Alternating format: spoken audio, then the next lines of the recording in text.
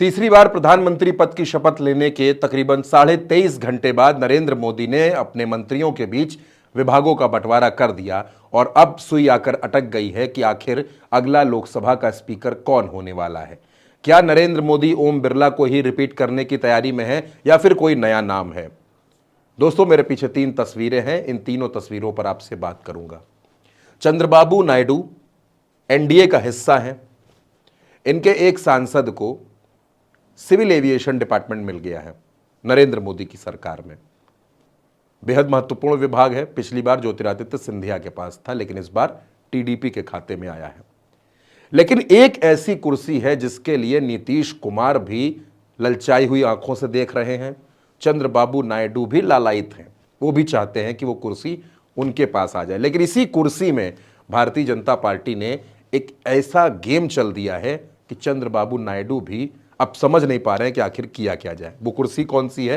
वो कुर्सी मेरे बाईं तरफ वो सवाल लिखा हुआ है, स्पीकर कौन? लोकसभा का अगला स्पीकर कौन होगा? अब जो ये तस्वीर आप देख रहे हैं, ये पुरंदेश्वरी हैं। डी पुरंदेश्वरी आंध्र प्रदेश से आती हैं। भारतीय जनता पार्टी की आंध्र प्रदेश की प्रदेश अध्यक्ष हैं। एक बात और है इनके बारे में, वो क्या है उसको समझने से पहले ये समझते हैं कि आज पुरंदेश्वरी की तस्वीर मैंने क्यों लगाई है।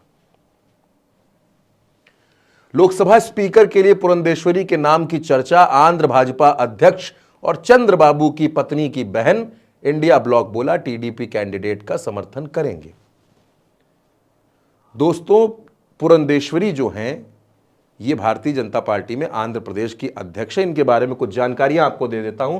ये कम्मा समुदाय से आती हैं। ये वही समुदाय है जिससे चंद्रबाबू नायडू आते हैं और आंध्र प्रदेश में ये बहुत प्रभावी हैं। टीडीपी के ट्रेडिशनल वोटर्स माने जाते हैं।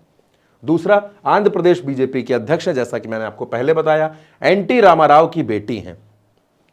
चंद्रबाबू नायडू की साली हैं, यानी चंद्रबाबू नायडू पुरंदेश्वरी के जीजा जी हैं।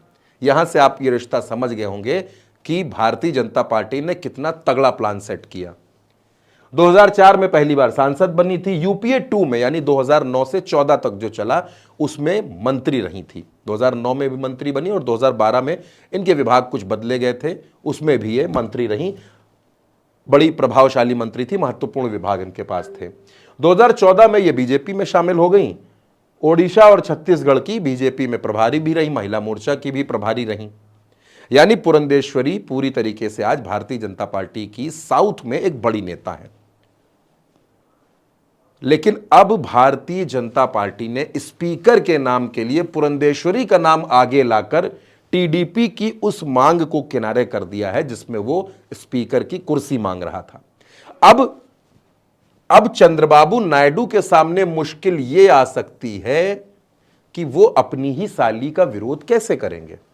पुरंदेश्वरी उनकी साली हैं, तो वो उनका विरोध कैसे करेंगे? और वो भी तब जब 90 के दशक में, जब 90 का दशक अपनी आखिरी दौर में था, 96-98 के दौर में, जब चंद्रबाबू नायडू ने अपने ससुर एनटी रामाराव, जिन्होंने टीडीपी की स्थापना की, जब चंद्रबाबू नायडू ने उनका तख्ता पलट किया, तो पुरंदेश्वरी ही थी जो खुलकर चंद्रबाबू नायडू के साथ खड़ी हुई थी। यानी चंद्रबाबू नायडू पुरंदेश्वरी के एहसान के तले दबे हैं और यह भारतीय जनता पार्टी बखूबी जानती है। यानी अब चंद्रबाबू नायडू को पुरंदेश्वरी के उस एहसान का कर्ज चुकाना होगा। तो क्या चंद्रबाबू नायडू टीडीपी की तरफ से जो स्पीकर की कुर्सी मांग रहे थे, क्या अपनी उस मांग को छोड़ देंगे? क्या अपनी साली के लिए चंद्रबाबू नायडू अपने अरमानों पर पानी फेर देंगे?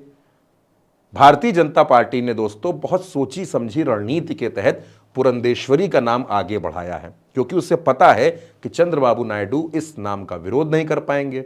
इस नाम पर उनका रुख सॉफ्ट हो जाएगा।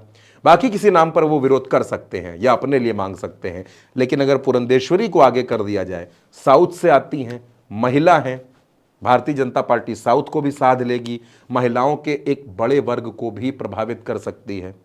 दोस्तों, इसके पहले भी महिला स्पीकर रही हैं, सुमित्रा महाजन रही हैं और यूपीए की सरकार में मीरा कुमार रही हैं। और अब पुरंदेश्वरी का नाम आगे बढ़ाकर भारतीय जनता पार्टी एक उस अपने नैरेटिव को और मजबूत करना चाहती है जिसमें वो महिला आरक्षण की बात करती है। महिला आरक्षण का विधेयक भी सदन से पास हो गया। तो अब पुरंदेश्वरी को आगे करके भारतीय जनता पार्टी ने चंद्रबाबू नायडू को स्तब्ध कर दिया है और यह भी स्थिति बना दी है कि अब स्पीकर की कुर्सी का विरोध कम से कम टीडीपी तो नहीं करने वाली।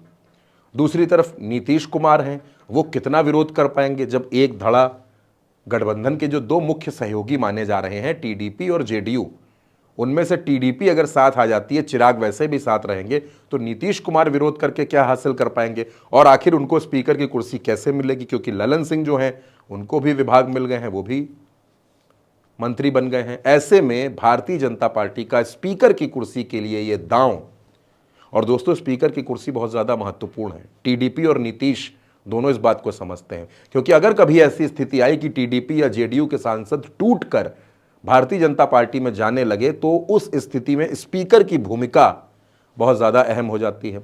स्पीकर की ही वजह से अटल जी की सरकार एक वोट से गिर गई और वो स्पीकर टीडीपी के थे। भारतीय जनता पार्टी इन सारी स्थितियों से वाकिफ़ है, उसे सब कुछ पता है।